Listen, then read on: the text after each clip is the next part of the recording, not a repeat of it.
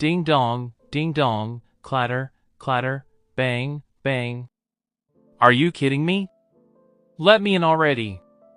Do you want me to make a scene right here, right now, so you'll never be able to show your face in public again?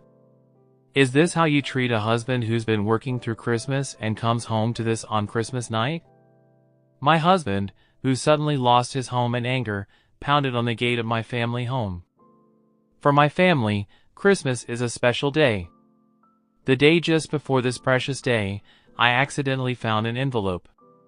Since that day, having witnessed all the acts of betrayal by my husband, I, as a wife and a mother, lived through utterly miserable and hopeless days. What work? Just to enjoy a special night with his mistress with the money saved by skipping even on our children's present money? Fed up with a husband who never seemed to grasp the situation he put us in, I opened the door and confronted him with my family. And at that moment...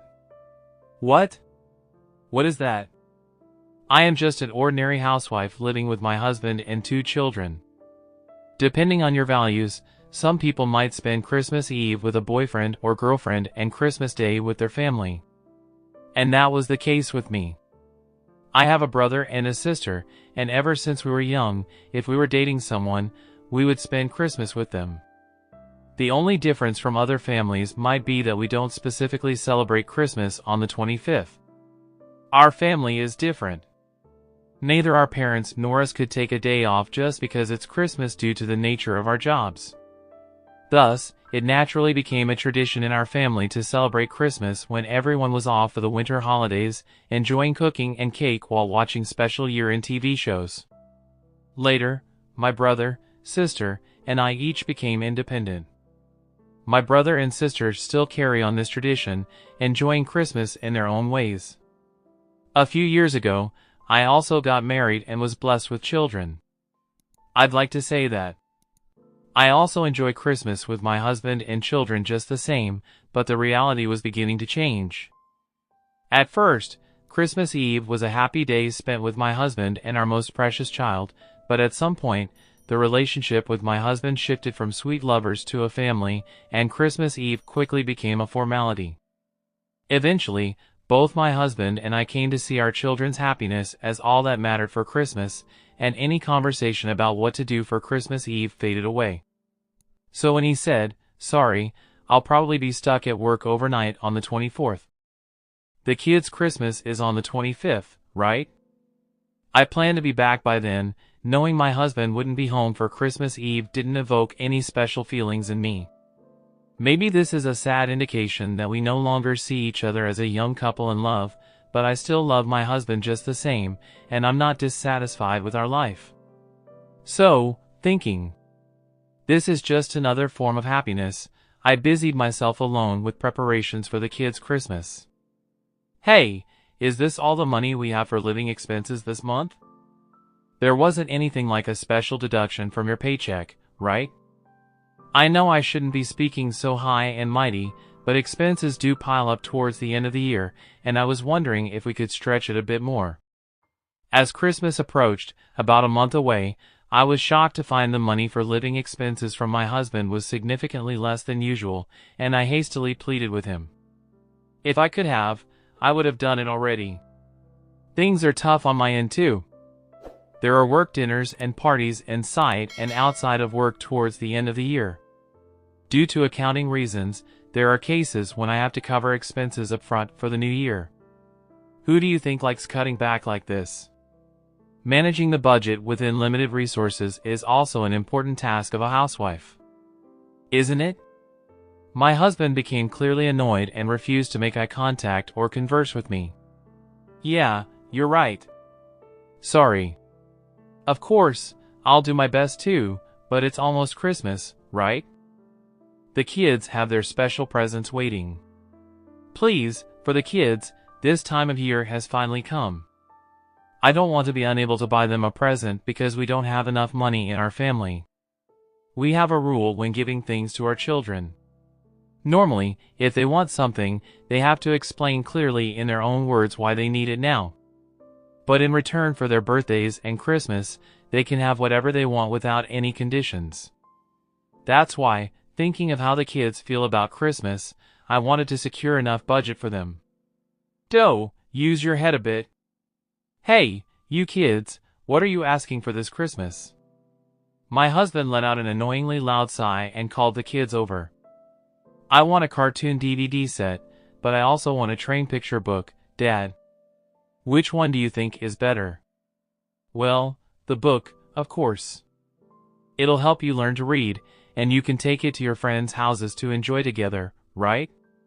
You can even read it to younger friends. You'll be such a cool big boy. Really? I want a new doll set to feed it and sleep with it, but my crayons broke recently and now I can't draw. I wonder which Santa will grant. I think the crayons are better. You're really good at drawing, sweetie, and I want to see more of your artwork. Ask Santa for some really nice ones that are better than the ones you have now. But the dolls. Can't you listen to what I say? Santa only comes to good children. Not eat kids who are selfish get anything from Santa. I'll ask for crayons, I said, pretending to listen to the kids. My husband clearly steered them towards cheaper options. Gifts can be from a used bookstore, and daughter's gifts can be from the dollar store. This way, we won't have to spend extra money on Christmas. You think spending money is the only solution? What a foolish housewife, he sneered, making sure only I could hear him. Extra expenses like this don't count as saving money, my husband continued, calling me eagerly awaited presents of our dear children extraordinary expenses. He used their innocent minds to manipulate things his way. I came to utterly despise and detest such a husband. Then, after a while, my daughter exclaimed, "Mom, look! A glittery letter!" It wasn't Dad's work bag. Could it be from Santa? While my husband was in the bath, my daughter seemed to have opened his work bag and excitedly showed me the beautifully decorated envelope she found. God, you shouldn't have taken that without asking. Give it here, and I'll put it back. Okay, what is this, I wonder? I took the envelope from my daughter since it hadn't been opened. Curiosity got the better of me, and I peeped inside, a hotel Christmas dinner for two, and on the 24th. But he was supposed to be working overnight on the 24th. Several questions popped into my head at that moment. A notification sound came from my husband's phone. I flinched a bit and looked over at his phone. It seemed to be receiving messages repeatedly in a short span of time. Ordinarily, it wouldn't be work-related. Normally, I wouldn't have paid any attention to how much his phone was ringing, but carrying a sense of guilt, I reached for my husband's phone. What is this? At that moment, my eyes were glued to my husband's phone screen. The messages bombarding my husband were from this same Nancy. Judging by the selfie that seemed to be her profile picture, she was much younger than me. Although I couldn't see the content of the messages. The emojis sent were sprinkled with hearts, definitely not the kind of exchange between mere acquaintances. But we miraculously danced. Too much of a coincidence. A small, dark suspicion of my husband began to grow within me. Once I started doubting him, it was hard to let go of those feelings. For the next few days, I found myself sneaking peeks at my husband's phone. Those days were enough to turn my suspicions into conviction. Nancy was likely my husband's mistress, and the one he planned to spend the Christmas dinner with on the 24th. My husband was hinting at an extra special gift for her. Their excitement for each other was uncontainable. Seeking more concrete information, I even hired a private investigator. It seemed easy to catch my overly confident husband in the act, and the results came back quickly. According to the investigation, Nancy was an intern at my husband's company. They had started their affair a month ago, and all the nights he told me he was working late were actually spent with Nancy. The recent drastic cut in our living expenses was likely to fund his affair with Nancy. Clutching the investigator's report, tears of frustration overflowed. In just 1 month, my husband had come to prioritize another woman over his family. My efforts in taking care of the house, thinking he was busy with work, and the kindness of our children, who suppressed their desire to play with their father to care for him, all felt painfully prophetic. The shock of my husband's betrayal was too significant to pretend I didn't know. Well then, I have a plan of my own. I won't let this slide without a fight. Wiping away my tears with all my might, I stood up energetically and began to prepare for my own special gift to my husband. I'll be going then. Sorry, I can't be with you today. Have lots of fun with Mom, okay? Bye. On the morning of December 24th, I sent off my husband as usual. Then I headed to my parents' house with the kids. Welcome. It's been so long since we've had this. It's like what Madeline and your brother and sister used to live here. Spending quality time with Dad is great, but this year feels somehow exciting at my parents' house. My parents were delighted by the festive Christmas atmosphere, enjoying decorating a large Christmas tree they have pulled out of storage. With the kids, we spent the entire day having a fun Christmas party. The next morning, the kids were ecstatic about the presents placed at the base of the Christmas tree. They had decorated for my son a DVD and a picture book, and for my daughter a doll and crayons. They were told that these were gifts from Santa and also a special gift from Grandpa and Grandma. As the children happily played with their new toys, and the Delta swatched them with fondness, my phone suddenly vibrated. I checked the incoming call on my phone and quietly stepped outside to answer it. On the other end, my husband was frantically making a fuss. Hey, where are you? I just finished work and came home, but my key doesn't fit, and the doorbell isn't responding. What's going on? Even as he called. My husband must have been fumbling with the doorknob. I could hear loud noises through the phone echoing around him.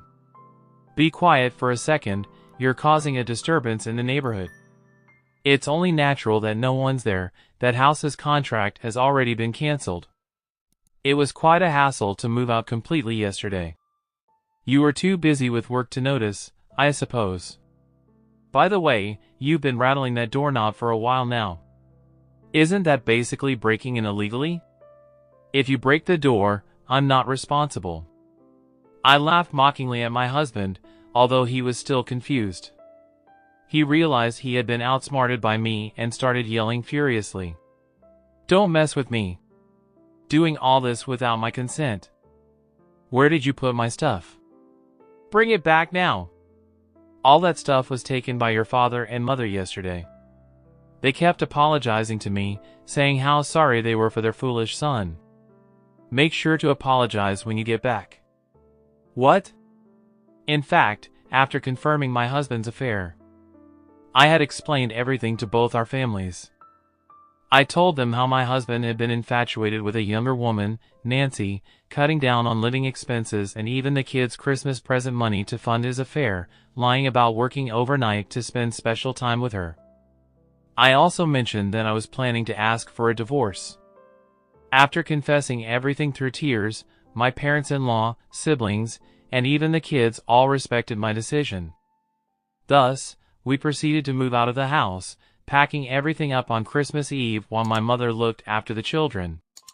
Even my siblings-in-laws helped out by taking care of the kids. Thanks to everyone's cooperation, that house quickly became empty, leading us to the current situation. So, everything you've done is out in the open, and you have no allies in the family. You sowed the seeds of your own downfall, now you have to take care of it. I explained this situation to my husband clearly and concisely.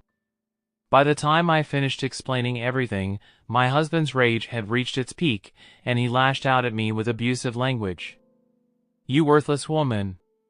Your disrespectful attitude towards me. Your husband is the real problem here. I am the precious only son, you know, blaming others while you're not saying to yourself, acting all high and mighty. My parents siding with you? Ha! You must have played the victim and cried to them. Who do you think my parents will ultimately believe? Their precious son or some outsider woman? Your husband exclaimed arrogantly. Yours foolishness ever hava. I'll be demanding alimony from you right away. Ha ha ha. I retorted, Oh really? Then go ahead and talk to them now. Here, be my guest. Saying that, I turned on the speakerphone on my cell. I never thought you were such a rotten person. Are those the words of someone who has committed adultery? You are the worst. You're the shame of our family. Lars, who had been by my side during the call, unleashed their anger at my husband over the phone. Dad, Mom, why are you with her? My husband began to tremble, utterly taken aback by the unexpected rebuke from his parents. Why? Because it's Christmas, not a whim. Who has returned to her parents' house, invited us to spend the day enjoying family time. Despite us being the parents of the lowest man who betrayed his own family, do you understand how Madeline felt?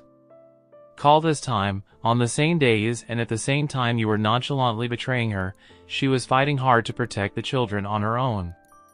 We'd never felt so ashamed and embarrassed of you. We're not Silnia does to unconditionally defend you. Now you're an adult, you made your choice. Do as you please, but don't involve us ever again. We refuse to be used by you. My in-laws scolded him, their voices trembling with anger. Their feelings made me so happy I couldn't hold back my tears. What? You're at Madeline's parents' house anyway? I'm coming over, so listen to my side of this story. It's unfair to only hear one side of this story at times like these, right? Then you'll see who the real victim is, my husband insisted. Regardless of our situation, my husband tried to seize any opportunity to win his parents over, but such attempts were futile. Now, without seriously listening to my husband's claims, my father-in-law hung up and turned off the phone. After saying a few words to me, then he turned off all our phones, including mine, and said, "Let's go back inside. The kids are waiting for their mom." My father-in-law said this with a gentle smile, and my mother-in-law caressed my back, and we all went back inside together. Our family then spent the most enjoyable Christmas party ever with delicious food, cake, and the children singing and dancing. As the night deepened and the children fell asleep exhausted, the adults were taking a break when the doorbell rang incessantly. Suddenly, tension filled the faces of the adults present. Everyone knew the unreasonable person coming to visit at this hour was. Yes, it's me. Open the door! Do you plan to leave me out in the cold on a winter night? My husband not only repeatedly pressed the doorbell out of desperation and coldness, but also started rattling the doorknob as if he might break it. Panicked, I was about to head to the entrance when my parents stopped me. Nodding, I looked at everyone's faces, not looking back, and resolved to continue speaking with my husband. Did you forget Christmas Eve is for lovers and Christmas is for family, right? We're all having a lovely Christmas together as a family. Did you have a nice Christmas Eve with Nancy? Now that you and I are strangers, I couldn't care less about what happens to you on such a day. If you don't want to sleep out in the cold, just leave. Don't mess with me, shall we? I called the police here, spread around the neighborhood that a wicked wife kicked out her husband without reason. Open this door now. No matter what I said, my husband refused to listen and kept causing a scene outside. I began to feel fear at his persistence, trembling. Then shall we go? My Phil stood up smoothly, exchanging glances with my Mill. My Mill also stood up to follow him, and my parents headed to the front door with me hurrying after them. When my father opened the door, thinking I had given in, my husband stood there smugly. Defiance, long time no see, my father-in-law. It's good to see you. Stop addressing me as if we were familiar friends. You're no longer his son or anything to us, just the lowest man who hurt our precious family. My father cut off my husband's words, coldly rejecting him. Then my mother added, making such a fuss at this hour. Do you even know what time it is? It's beyond rude. The kids have been asleep for hours. You don't qualify to be. There, father, with that, she glared at my husband. Seeing my usually smiling mother so stern left my husband taken aback. I can't expose my precious grandchildren to this horrible reality any longer. Just disappear. You're a stranger. You no longer have a family. My Phil spoke calmly yet with seething anger, forcing my husband out of the property. My husband glared at us, looking like he might lash out, but then my mother called the police. My husband panicked and fled, not a single word of apology until the end. It made me realize once again the true nature of my husband. I don't cry anymore, but this sense of void overwhelmed me, making me wonder why all my time up until now was for then. How about some warm tea, and then you can go to bed early? Good night. My mother gently touched my shoulder and smiled kindly. Everyone was waiting for me with warm smiles as I returned to my room, thankful to my family who had supported me to the end. Afterward, my husband, having lost his home, headed straight to his parents' house. However, because my in-laws had changed the locks after hearing my story, he couldn't enter the house and was rebuffed by them when they returned. Finding it creepy to let a stranger into their home, he ended up spending the night out in the cold. That's when my husband finally understood the seriousness of his actions and my in-laws' words. Now, he sincerely regrets his actions and has agreed to the divorce and the alimony I requested. I have prepared a lawyer just in case, but it seems like a messy ordeal was avoided. After the divorce was finalized, I started a new life at my parents' house with my children. I'm dedicating myself to work and parenting with the support of my parents. It's busy, but every day is fulfilling. And while I will never see my husband again, I still keep in touch with my in-laws. They are dear grandparents to my children and lifesavers to me. Even if we are strangers on paper, I hope they will continue to be part of our family and watch over the children's growth. Both of you got everything? Let's go! Don't forget to say bye to Grandpa and Grandma. Bye!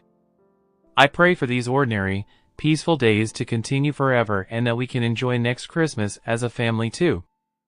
Watching my children's joyful smiles, I quietly prayed. Don't forget to hit that like button if you enjoyed this video, and if you're curious to see where this journey takes us next, make sure to subscribe and turn on notifications so you won't miss a single update.